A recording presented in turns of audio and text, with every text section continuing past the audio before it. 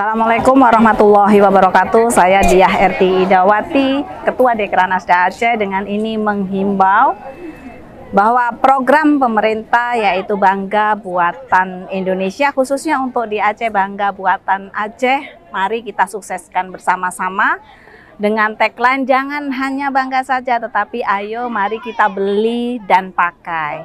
Itu adalah untuk mensukseskan usaha-usaha dari UMKM kita.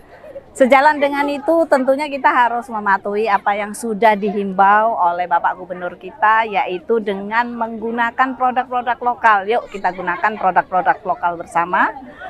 Dengan ini juga ada salah satu lagi program inovatif yang digagas oleh Bapak Gubernur bersama Disperindak Aceh, yaitu pojok kreatif, di mana di kafe-kafe di setiap kota, kabupaten, seluruhnya adalah untuk bisa bekerja sama memasarkan produk-produk lokal, produk-produk UMKM kita yang berkreasi, sehingga nantinya bisa menjadi promosi-promosi bagi UMKM kita.